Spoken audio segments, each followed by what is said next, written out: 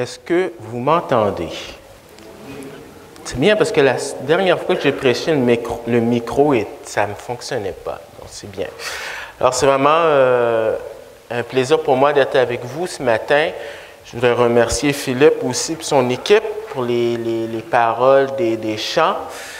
Et avant que je regarde avec vous la parole de Dieu, je voudrais vous faire part d'une lecture que j'ai faite durant cette semaine. Alors, je vous donne un résumé de cette lecture-là. Alors, c'est l'histoire d'une fille qui s'appelle Liane. Liane a 11 ans et elle a vécu en 1944 en France, occupée par l'Allemagne. Elle était juive et puis elle a été séparée de ses parents. Ses parents s'en allaient pour être exécutés, mais elle avait réussi à être cachée avec son frère. Et puis, elle a écrit cette prière. Dieu, tu es un bon Dieu. Tu m'as protégé et tu m'as donné 2 parents exceptionnels. Je te demande que tu puisses les protéger pour qu'ils puissent revenir à moi. Je veux déjà te remercier à l'avance pour ce que tu vas faire à mon égard. Mais on a appris que sa mère a été assassinée. Son père a réussi à s'enfuir, mais n'est jamais revenu voir sa fille. Et Liane, avec son petit frère, ont été trouvés par les nazis. Et puis, ils ont été amenés dans la chambre à gaz où est-ce qu'ils sont décédés. Pourquoi je vous raconte cette histoire-là? C'est parce qu'on n'a pas besoin d'aller en 1944 ou se déplacer en France pour être conscient d'une réalité où est-ce qu'on est confronté à chaque jour de notre vie lorsqu'on ouvre la télé ou à travers les médias. C'est-à-dire, si Dieu est bon, pourquoi y a-t-il tant de souffrance, d'injustice, de maladies, etc., etc.? Et peut-être qu'au fond de votre cœur, vous avez peut-être posé cette question à Dieu. Vous savez quoi? Il y a quelqu'un qui a posé cette question avant vous, à peu près 2500 ans avant. Et ce matin, on va voir les questions de cet homme-là. C'est pour ça que je vous invite à ouvrir vos Bibles dans l'Ancien Testament, dans le livre de Habakkuk. Et vous avez le droit, ce matin, de regarder votre table de matière pour voir où se trouve le livre d'Habakkuk. Mais je vous avertis, il va falloir que vous soyez familiers avec ce livre-là. Parce qu'au cours des prochains dimanches, nous allons, c'est-à-dire Philippe et moi, faire une série sur ce prophète. Et j'ai lutté pour savoir est-ce que je vais lire tout le passage avec vous ce matin. Mais je me suis dit, étant donné qu'on a le repas du Seigneur et tout ça, je vais me limiter aux 11 premiers versets. Sauf qu'on vous donne un devoir, c'est de pouvoir lire ce livre au cours des prochaines semaines. Ça va vous aider à mieux apprécier le texte, à vous préparer lorsque vous allez venir entendre la parole. Si vous avez des questions, peut-être que durant la prédication, ces questions-là peut-être pourront être résolues, répondues, ou encore venir le mercredi s'il y a des questions qui vous chicotent. Alors moi, je vais lire dans la version Louis II. Et je vais vous demander, pour ceux qui sont capables, de vous lever debout comme signe de respect pour la parole de Dieu. Et je vais lire les 11 premiers versets du livre d'Habakkuk. Alors je lis. Oracle révélé à Habakkuk le prophète. Jusqu'à quand, ô Éternel? J'ai crié et tu n'écoutes pas. J'ai crié vers toi à la violence et tu ne secours pas. Pourquoi me fais-tu voir l'iniquité et contemples-tu l'injustice? Pourquoi l'oppression et la violence sont-elles devant moi? Il y a des querelles et la discorde s'élève. Aussi la loi n'a-t-elle point de vie, la justice n'a-t-elle point de force, car le méchant triomphe du juste, et l'on rend des jugements iniques. Jetez les yeux parmi les nations, regardez, et soyez saisis d'étonnement, d'épouvante, car je vais faire en vos jours une œuvre que vous ne croirez pas si on la racontait. Voici, je vais susciter les Chaldéens, peuple furibond et impétueux, qui traverse de vastes étendues de pays, pour s'emparer de demeures qui ne sont pas à lui. Oh, il est terrible et formidable. De lui seul vient son droit et sa grandeur. Ses chevaux sont plus rapides que les léopards, plus agiles que les loups du soir. Et ses cavaliers s'avancent avec orgueil. Ses cavaliers arrivent de loin. Ils volent comme l'aigle qui fond sur sa proie. Tout ce peuple vient pour se livrer au pillage. Ses regards avides se portent en avant et il assemble des prisonniers comme du sable. Il se moque des rois et les princes font l'objet de ses railleries. Il se rit de toutes les forteresses. Il amoncelle de la terre et il les prend. Alors son ardeur redouble. Il poursuit sa marche et il se rend coupable. Sa force à lui, voilà son Dieu. Père éternel, merci parce que tu nous donnes une fois depuis l'opportunité de répondre à la révélation de qui tu es. Permets que nous puissions entendre ta parole. Pardonne nos offenses pour qu'on ait un cœur réceptif afin que cette parole-là puisse porter du fruit dans nos vies. Nous te demandons ces choses dans le nom de ton Fils Jésus. Amen. Si vous pouvez vous asseoir. Alors, ce matin, j'ai intitulé mon message « La complainte du prophète ». J'aimerais voir avec vous deux éléments qui tournent alentour de ce titre-là. Du verset 2 à 4, on va voir la complainte du prophète par rapport à l'injustice, qui est d'actualité.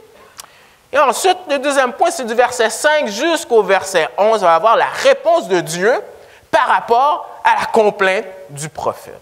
Mais avant, comme vous voyez à l'écran, on va parler d'introduction avant.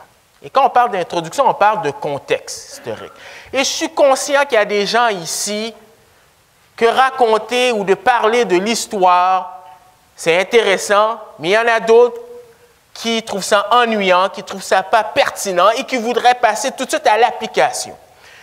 Mais ce matin, il faut comprendre qu'avant de passer à Habakkuk pour se rendre à Laval, il faut qu'on puisse comprendre d'abord Habakkuk dans son contexte. Et une fois qu'on comprend Habakkuk dans son contexte, cela sera beaucoup plus facile pour nous d'amener Habakkuk à Laval, à l'île Jésus.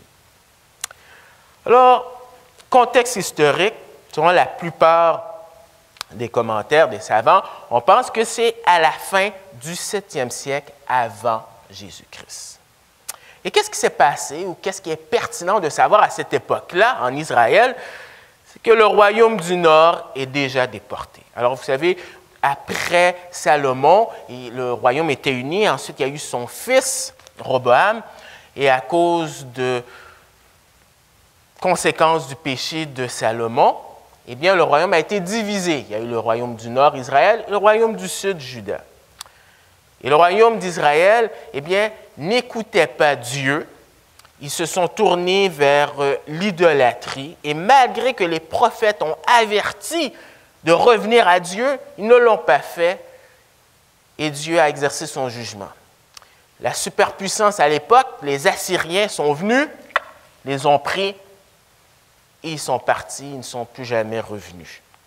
Alors, on aurait pensé que Juda, après avoir vu qu'est-ce qui est arrivé à Israël, après avoir vu qu'est-ce qui est arrivé à sa sœur, aurait dit « Ouh, il faut que j'apprenne de cela et que je ne tombe pas dans le même piège. » Mais Jérémie, chapitre 3, versets 7 à 10, dit que Juda n'a pas compris et n'a pas appris la leçon de sa sœur.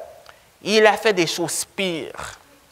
Alors, malgré la réforme et quelques bons rois qu'il y a eu à Juda, il y a un déclin moral et spirituel du royaume du Sud. Ils n'ont pas appris de l'histoire d'Israël. Et le Nouveau Testament dit, Paul dit dans 1 Corinthiens au chapitre 10, verset 11, que l'Ancien Testament sert aussi pour nous, pour qu'on apprenne à ne pas tomber dans le même piège que ces gens-là. Alors ça, c'est le contexte historique. Mais si on veut apprendre un petit peu plus sur l'homme qui est Habacuc, alors je relis pour vous oracle révélé à Habacuc, le prophète. C'est très court. On a peu d'informations sur Habacuc. Mais qu'est-ce qui est étonnant? C'est que souvent, on a la démangeaison d'essayer de trouver plein d'informations lorsque la Bible nous donne peu d'informations. Et dans notre groupe, le mercredi, eh bien, il y a une petite blague qui est sortie, mais souvent, on dit « Messieurs, résistez à la tentation », c'est-à-dire résister, d'essayer de interpréter et de mettre plein de choses, alors que la Bible ne nous donne pas d'informations. Alors, je vous fais grâce de toutes les hypothèses qui peuvent être dites sur Habacuc, mais il y a peut-être une hypothèse qui serait peut-être plausible, c'est que Habacuc serait peut-être un lévite, ou peut-être qu'il aurait un lien relié avec l'adoration dans le temple. Pourquoi? Parce que dans le chapitre 3, verset 1, et à la fin du chapitre, on nous dit qu'on parle de cantique. Mais ici, ce qu'on sait, c'est que, c'est clair, on nous dit qu'il est un prophète. Un prophète, c'est un porte-parole de Dieu. C'est-à-dire que s'il est un porte-parole, c'est-à-dire qu'il y a de l'autorité en lui. Ça ne dépend pas de son pédigree, mais c'est parce qu'il occupe cet office de prophète. C'est-à-dire que nous avons intérêt à entendre et à écouter ce que Habacuc a à nous dire, parce que Habacuc parle de la part de Dieu. Et ce prophète-là, eh bien, il a un message. Alors, dans Louis II, on a le mot oracle. Dans l'original, c'est cette idée de fardeau. Et le terme, c'est un terme assez général parce que ça peut s'appliquer dans différentes situations. Par exemple, le même mot peut être utilisé pour un âne qui doit soulever un certain poids sur lui, c'est un fardeau. D'autres fois, c'est utilisé dans, si vous voulez, cette idée de jugement que le prophète va dire. Bien que cet élément est vrai, il semble qu'Habacuc a quelque chose sur le cœur. Il va nous partager ce message-là. Et qu'est-ce qui est intéressant, c'est que dans ce verset 1, l'emphase n'est pas mise sur le messager, mais sur le message. Et bien que des fois, il y a des places dans la Bible où est-ce qu'on parle du caractère du messager. Ici, l'emphase est mise sur le message parce que c'est ça qui est important. Et je trouve que c'est très pertinent aujourd'hui de nos jours parce que peut-être que dans nos églises évangéliques, peut-être que nous souffrons peut-être du syndrome du culte de la personnalité. C'est-à-dire que nous mettons notre emphase sur le charisme du prédicateur, sur son apparence physique, mais nous ne prêtons pas attention au message. Et peut-être qu'on devrait faire comme les chrétiens de Bérée, même si c'est Paul qui parle, d'aller vérifier. Peut-être que ça aussi, pour ceux qui occupent une place pour enseigner, de se rappeler qu'ils ne sont rien et que leur but, c'est de pointer vers la vérité qui est Christ glorifié. Alors, on nous dit que ce message-là a été révélé, ou dans l'original, Habacuc a vu quelque chose. Est-ce qu'il a vu un rêve, un songe ou une vision? On ne le sait pas. Mais on sait que ce qu'il a vu implique qu'il a écouté, donc il y a une partie, si vous voulez, d'audio, et il a vu quelque chose, vidéo, peut-être une théophanie, une manifestation de Dieu. Et comme ce message-là, il veut nous le partager, au peuple d'abord, mais à nous aussi, eh bien, je vous donne,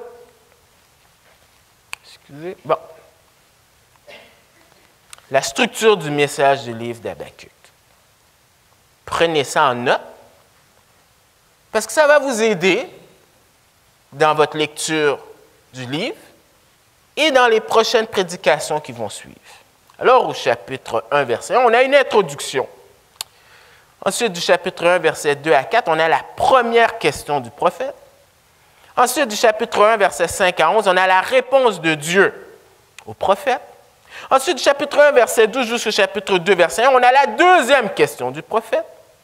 Ensuite, du chapitre 2, verset 2 jusqu'au chapitre 2, verset 20, on a la deuxième réponse de Dieu par rapport au prophète. Et finalement, le chapitre 3, versets 1 à 19, on a le cantique du prophète. Et quand on voit cette structure-là, eh bien, on voit plusieurs choses. On voit que c'est un homme qui a des questions. C'est un homme, vous allez voir, il argumente avec Dieu. Mais si vous lisez le livre, vous allez voir quelque chose. Il y a un changement d'attitude. Ce même homme au chapitre 1, ce n'est plus le même homme au chapitre 3. Il s'est passé quelque chose. Il y a une transformation. Il y a un changement d'attitude. Habakkuk est enseignable. Même si c'est un prophète, il a une belle qualité, il est enseignable. Et ce matin-là, que tu aies un post-doc en théologie ou que tu sois devenu chrétien il y a juste 1 heure de cela, jamais, mais jamais tu dois arriver un jour à dire « La Bible n'a plus rien à m'enseigner. Tu n'as absolument rien à m'enseigner. Je suis arrivé à mon état de glorification. » Parce que le jour où tu as cette attitude-là, sans le savoir, c'est le commencement du déclin dans ta vie spirituelle. Alors ça, c'est le contexte, l'intro. Et là, on va voir la complainte du prophète face à l'injustice. Si Dieu est bon, pourquoi il y a de l'injustice? Question d'actualité encore de nos jours, que tu sois croyant ou non. Et ce matin, j'aimerais faire un petit test. Alors, ne soyez pas gênés, mais vous allez lever votre main si, au cours de votre vie, vous avez déjà entendu quelqu'un vous dire, que ce soit à vous ou que vous l'ayez entendu, si Dieu est bon, pourquoi il y a de l'injustice? Pourquoi il y a de la maladie? Vous pouvez regarder. Je ne suis pas le seul. Et vous n'êtes pas les seuls. Donc, c'est une question d'actualité, c'est vrai. Et si on ne vous a jamais posé cette question-là, tôt ou tard, si vous exprimez votre foi, quelqu'un va le dire. Et comment Habakkuk exprime cela? Il l'exprime sous forme de prière, à travers des questions. Alors, je lis, je commence. Verset 2. Jusqu'à quand? Donc, on voit que ça fait depuis longtemps qu'il a ça sur le cœur. On ne sait pas depuis combien de temps, mais c'est une longue période de temps. D'ailleurs, il y a un livre qui a été traduit en français par un livre de D.A. Carson. Je ne sais pas si on l'a à notre bibliothèque. C'est « Jusqu'à quand, ô Éternel ». Et si on l'a, je vous recommande d'aller l'emprunter. Parce que Carson va mentionner différentes personnes dans l'Ancien Testament qui ont souffert. Et ça montre que les auteurs du Nouveau Testament sont honnêtes avec Dieu. Parce que souvent, on pense que porter un masque, c'est un signe de sainteté ou de maturité. Se fermer les yeux à une catastrophe, c'est un signe de spiritualité. Et quand tu vois les auteurs du Nouveau Testament, ils sont honnêtes. Alors il dit jusqu'à quand? Mais remarquez à qui il s'adresse. Ô Éternel, il s'adresse à Dieu. C'est bon. Ce n'est pas un problème quand on a des questions ou quand on voit quelque chose, une tragédie. Ce qui est dangereux, c'est d'aller s'adresser à n'importe qui sauf Dieu. Et nous devrions avoir ce réflexe.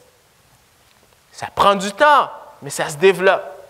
Que qu'importe la situation qu'on est en train de vivre ou de traverser, de résister à la démangeaison, de prendre le téléphone et de parler à quelqu'un, mais d'avoir le réflexe de s'adresser tout d'abord à Dieu. Parce qu'en faisant ça, probablement on va éviter des péchés avec notre langue. Il s'adresse à Dieu, il sait qui est ce Dieu-là. Il dit « Jusqu'à quand, ô Éternel ?» Et c'est Yahweh dans l'original, on l'a chanté. C'est intéressant, il ne dit pas jusqu'à quand Adonai ou Elohim, mais c'est Yahweh. Parce que c'est le Dieu de l'alliance, le Dieu qui a fait un contrat avec son peuple, le Dieu qui promet et qui livre la marchandise. Parce qu'il y a beaucoup de gens qui peuvent émettre beaucoup de promesses, mais qui ne livrent pas la marchandise. Il sait à qui il s'adresse. C'est intéressant. Il connaît son Dieu. On l'a chanté avec les enfants. Mon Dieu est si grand. Bien, si pour toi, ta conception de Dieu, c'est un petit Dieu, tu vas avoir beaucoup de problèmes. Parce que tu vas être submergé par ces problèmes-là. Parce que la vie, il y a plein de problèmes dans la vie. Ça se manifeste de plein de façons. Mais si ton Dieu, c'est un grand Dieu, ta façon de vivre va être une façon que les gens vont se gratter la tête et vont dire « c'est pas normal ».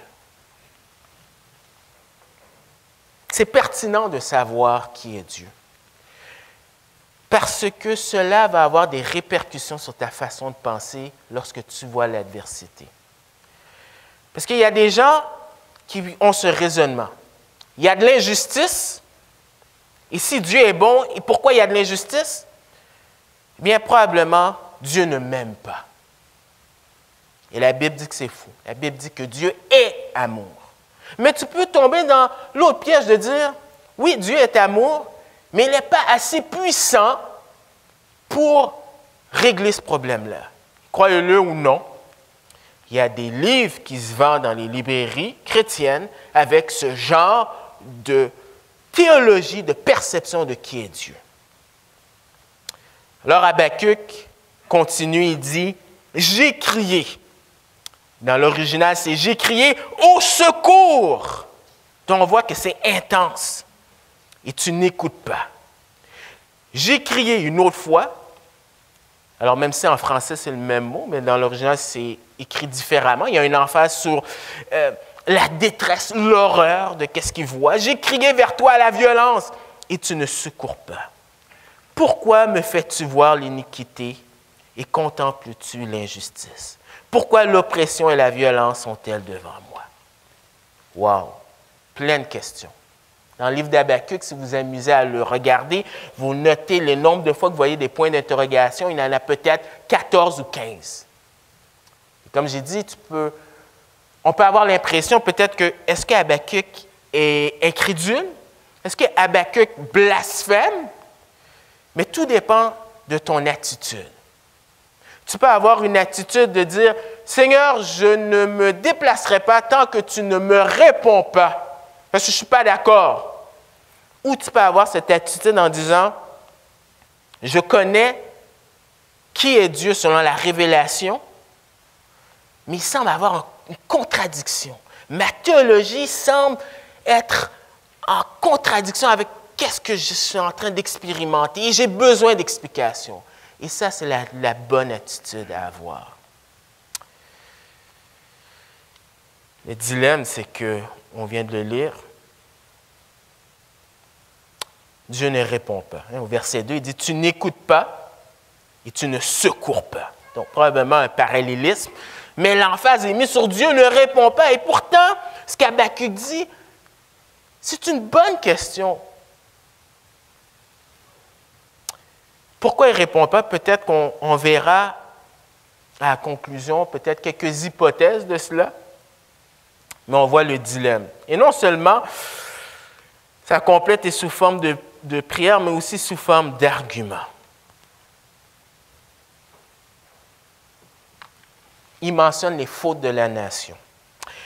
Il y a une série de 6 mots qu'il mentionne, et selon vos versions, ça peut varier, mais c'est pour montrer l'état moral, spirituel et social de la communauté, du peuple choisi par Dieu. On a iniquité, injustice, oppression, violence, querelle, discorde.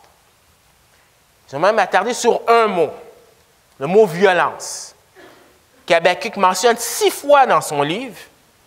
Mais qu'est-ce qui est intéressant, c'est que ce mot violence se retrouve dans le chapitre 6 de la Genèse. Vous savez, ce chapitre 6, lorsque Dieu va dire à Noé qu'il va détruire toute la terre. Et bien, au verset 11, on dit de Genèse 6, « La terre était corrompue devant Dieu. La terre était pleine de violence. » Et Habakkuk prend un argument, le même mot que Dieu utilise pour justifier sa destruction des hommes. Alors Dieu, tu vois cette violence-là, pourquoi tu ne fais rien? Remarquez, au verset 3, il dit que Dieu lui fait voir ces choses-là. Peut-être que notre problème, c'est qu'on est trop familier. On ne réalise pas à quel point la pomme, elle est pourrie. On est habitué à voir des films où est-ce qu'il y a de la violence, et ça ne nous fait rien parce que dans notre cerveau, nous savons très bien que c'est un film. Mais si tu vois vraiment un meurtre devant toi, c'est pour ça qu'on entend souvent des histoires de gens qui vomissent, des gens qui perdent connaissance, des gens qui ont un traumatisme, parce que c'est sérieux. Peut-être que notre problème, c'est justement, on n'a pas la perspective de comment Dieu voit le mal. Dans mon ancienne église, il y avait un jeune homme qui travaillait dans la GRC. Il m'a dit un jour, « Sam, s'il fallait que je te dise vraiment qu'est-ce qui se passe à Montréal, tu n'en reviendrais pas. » Et les raisons et les conséquences, eh bien, on le voit au verset 4. La loi, les standards de Dieu, eh bien, ici, dans Louis II, on dit n'a point de vie, mais ça peut être traduit par elle est paralysée, engourdie, impuissant. Et le problème, c'est quand les standards de Dieu ne sont pas respectés, c'est l'anarchie totale. Et la conséquence, c'est qu'on voit les méchants en profitent. Au verset 4, on dit, au verset 4, on dit, car le méchant triomphe du juste. Mais dans l'original, c'est cette idée que le méchant est en train de cerner le juste. C'est-à-dire, on est en minorité. Il s'est rendu que les jugements sont renversés. C'est-à-dire que maintenant, les méchants, eh bien, ils s'en sortent. Vous le savez, vous regardez les médias, des gens qui volent, qui exploitent les gens, ils sont amenés en cours, mais parce qu'ils ont des bons avocats, ils s'en sortent. Wow! Sa complainte peut être notre complainte. Mais qu'est-ce que Dieu dit de cela? Alors, on voit la réponse de Dieu face à la complainte du prophète. Dieu va répondre. Mais Dieu ne va pas répondre selon ce que Habakkuk voudrait qu'il réponde. Parce que dans sa prière pieuse, ou dans sa complainte, il y a cette idée derrière de pouvoir dicter à Dieu quoi faire. Nous, on est comme ça aussi.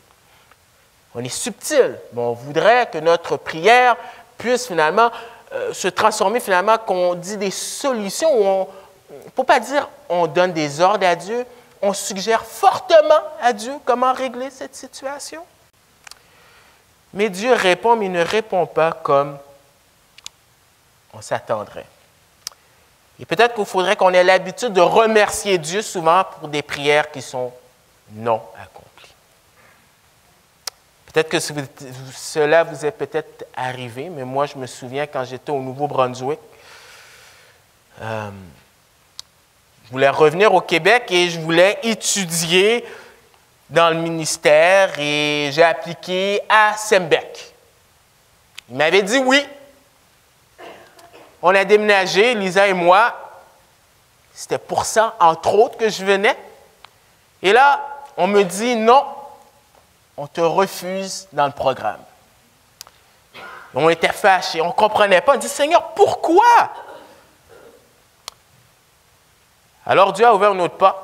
Je suis allé à la faculté et j'ai rencontré mon professeur qui avait enseigné aussi mon papa. Vous savez c'est qui mon professeur de grec? Pour ceux qui ne savent pas, c'était Philippe. Et si vous voulez savoir comment j'ai vécu ça, bien, vous viendrez me voir après. Mais de fil en aiguille, la porte s'est ouverte pour que je sois parmi vous. Donc, Dieu, il répond, mais souvent, il ne répond pas comme on s'attendrait. Et on voit que Dieu va intervenir parce qu'il est souverain dans l'histoire.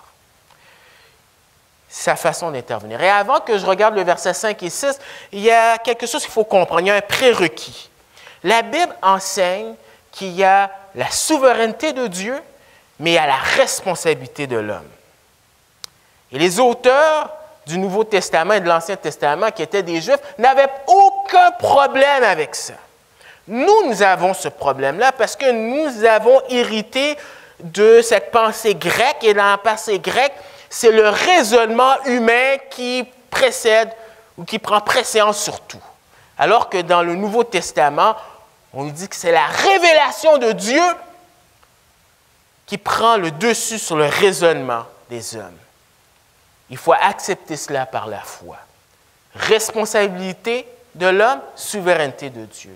Plein de passages dans la Bible qui parlent de cela, on ne prendra pas le temps de regarder. Juste mentionner, par exemple, Judas, je pense que c'est dans Luc 22, verset 22, où est-ce qu'on dit qu'il faut que le Fils de l'homme soit livré. Ça fait partie du plan de Dieu, mais en même temps, malheur à celui qui livre le Fils de l'homme. Responsabilité. Alors, qu'est-ce qu'on nous dit dans cette intervention? Bien, l'intervention de Dieu est parmi les nations. Et là, l'auteur, ou du moins celui qui parle maintenant, c'est Dieu. Jetez les yeux parmi les nations et regardez, et soyez saisis d'étonnement et d'épouvante, car je vais faire en vos jours une œuvre que vous ne croirez pas si on la racontait. Habakkuk est tellement concentré sur qu'est-ce qu'il voit, qu'il ne voit pas comme en anglais on dit « the big picture ». Et ce que Dieu veut faire, c'est qu'il veut qu'Habakkuk arrête de regarder à son problème et qu'il voit la perspective de Dieu. Et le problème, c'est que souvent, lorsqu'on a de la difficulté, on a tellement une vision concentrée qu'on n'arrive pas à voir que ce Dieu-là ne dort pas, mais bien au contraire, il est en contrôle. Et qu'est-ce qu'il va dire? C'est qu'il va mentionner quelque chose de très intéressant. Dieu, c'est le Dieu de l'histoire. Quand j'étais à l'école, l'histoire, je trouvais ça plate. Paquet de dates, j'apprenais ça par cœur et au jour de l'examen, je vomissais, je crachais ces choses-là et j'oubliais. Mais ma perspective de l'histoire a changé quand j'ai compris que l'histoire n'est pas un cercle comme les Grecs pensaient, mais que l'histoire, elle est progressive et il y a un plan, elle culmine à quelque chose. Et que ce Dieu-là, c'est un Dieu qui se révèle dans l'histoire et c'est Dieu qui contrôle l'histoire. Et ça a des répercussions parce que maintenant, quand tu vois l'histoire, je suis fasciné par cela parce que je sais que Dieu est en contrôle. Et quand tu vois des choses comme Trump qui a été nommé, élu président et que tu vois plein de chrétiens évangéliques qui tremblent, mais je leur dis, hey, vous avez oublié que Dieu est en contrôle et c'est celui qui fait lever un chef et qui descend un chef. Et quand tu as cette perspective-là, je te garantis que l'histoire, tu ne la vois plus de la même façon. Et les prophètes, souvent, qu'est-ce qu'ils faisaient? C'est qu'ils interprétaient l'histoire selon la perspective de Dieu. Parce que les hommes interprètent l'histoire en disant une force militaire, eh bien, c'est leur puissance, c'est l'économie, c'est ça qui détermine l'histoire. Mais la Bible dit non, celui qui détermine, celui qui contrôle l'histoire, c'est Dieu. Et si on peut le prendre à la macro-échelle, eh bien, on peut le prendre à la micro-échelle pour dire que Dieu connaît ta situation. Et qu'importe ce que tu vis, même si les autres ne comprennent pas, Dieu le sait. Et c'est là que tu dois faire confiance à Dieu.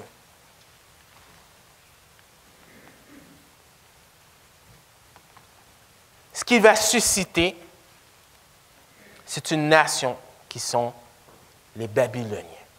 Et ça, c'était incroyable. Parce que en 20 ans, c'est devenu une superpuissance. C'était jamais produit avant. Une superpuissance, ça prend au moins 100 ans. Mais en espace de 20 ans, Babylone, qui était pas connue, est devenue la puissance du monde. C'est comme si je disais que demain, le Mexique sera la superpuissance du monde. Et que le monde dit, mais non, ça n'a aucun sens. Mais quand tu as le Dieu qui contrôle l'histoire, bien, tu le sais que ce n'est pas impossible. C'est intéressant, c'est ce peuple-là qui va susciter pour discipliner son peuple. Au verset 6, on dit, « Voici, je vais susciter les Chaldéens, peuple furibond et impétueux, c'est-à-dire qui induit la peur aux gens, qui traverse de vastes étendues de pays. » C'est-à-dire, ils élargissent leur royaume pour s'emparer de demeures qui ne sont pas à lui. C'est ironique parce que tu le vois beaucoup plus dans l'original que dans le français, mais les mêmes mots ou plusieurs mots qu'Habakkuk va dire pour se plaindre à Dieu, Dieu va reprendre les mêmes mots d'Habakkuk pour lui répondre. Pour lui répondre. Et c'est quand même étonnant de voir l'ironie dans cela. Le peuple est violent, bien Dieu dit, bien moi je vais amener un peuple qui est violent aussi. Et Habakkuk ne devrait pas être surpris par cela, parce que dans Deutéronome 28 et dans Lévitique 26, Dieu avait dit clairement par Moïse que si le peuple désobéit, eh bien il enverrait des gens d'une autre nation pour pouvoir les discipliner. Et ça nous rappelle que peut-être que tu es chrétien ce matin, peut-être que tu as une relation avec Dieu, mais ce n'est pas une excuse pour faire ce que tu veux et pécher et croire que Dieu est bon. Parce que si tu veux jouer à ce jeu-là, Dieu, c'est un Père qui discipline. Et la Bible dit que le jugement commence par la maison de Dieu. Et cela devrait nous servir, comme j'ai dit au début, d'avertissement.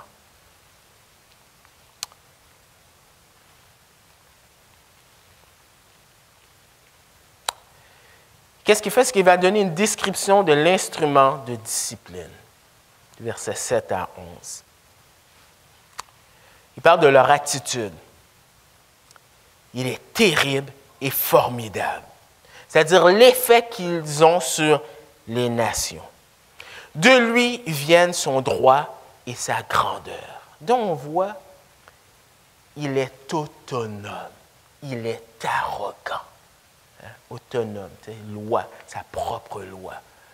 Les gens agissaient sans loi, eh bien, il envoie des gens qui sont comme ça aussi.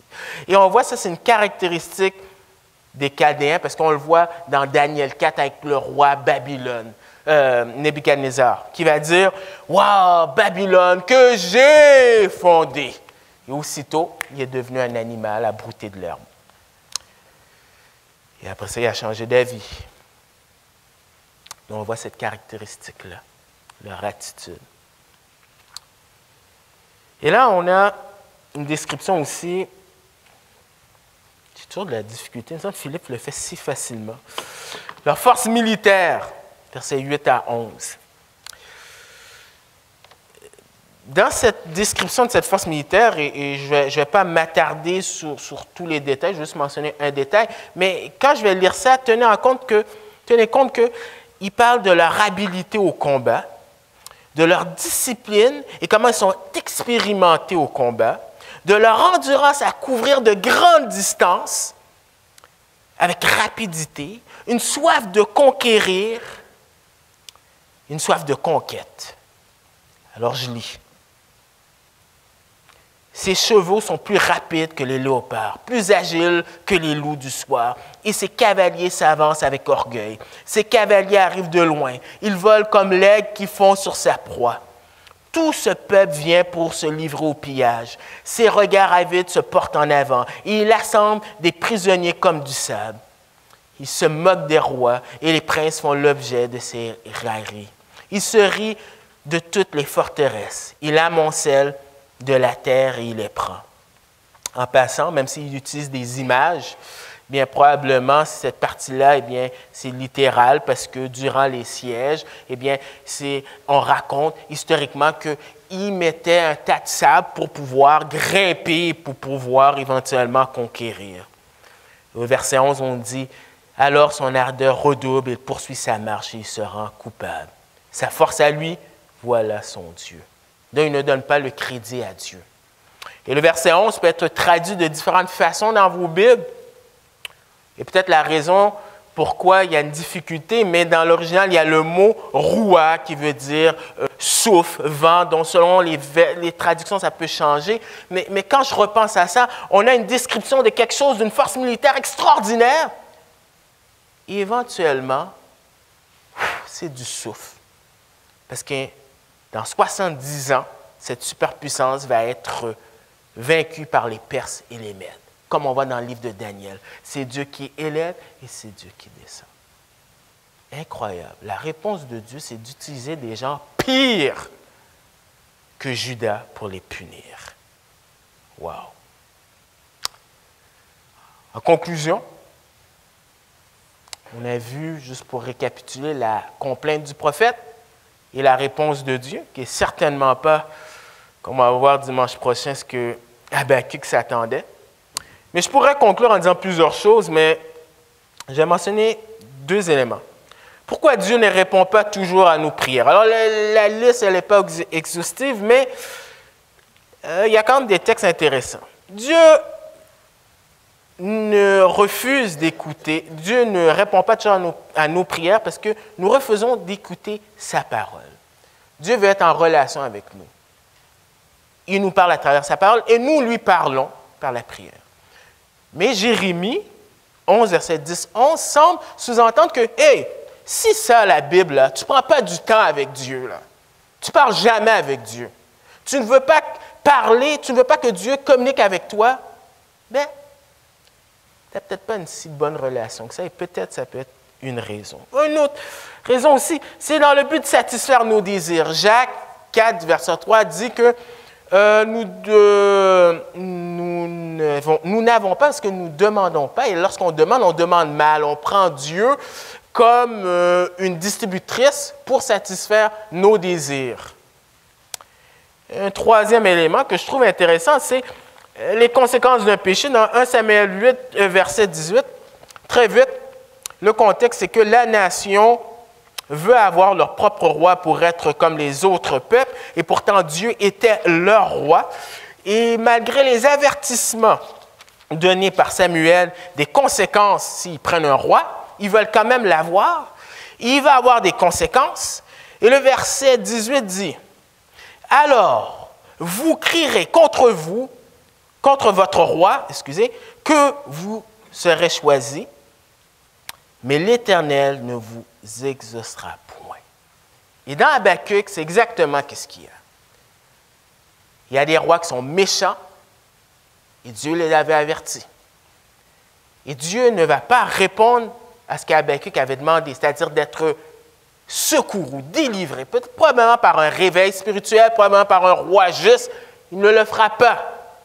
Et peut-être que c'est un indice. Pourquoi? Parce qu'il avait dit bien longtemps, « J'étais votre roi, vous avez refusé, maintenant payez les conséquences. » Une autre application qu'on pourrait se poser ce matin, peut-on appliquer les versets 5 à 11 encore de nos jours? C'est-à-dire, est-ce que lorsqu'on voit une nation, un pays, être envahi, avoir un paquet de problèmes, est-ce qu'on peut dire automatiquement, « Ah, c'est parce qu'ils ont désobéi. » Eh bien, je voudrais juste vous rappeler qu'il faut éviter l'herméneutique journalistique. C'est-à-dire qu'il faut faire attention de ne pas interpréter les événements selon les médias, C'est très facile. On tombe souvent dans le piège avec, par exemple, l'Apocalypse. Ah, il y a un tremblement de terre ici. Ah, il y a un tremblement de terre là. Ah, par conséquent, c'est la fin du monde.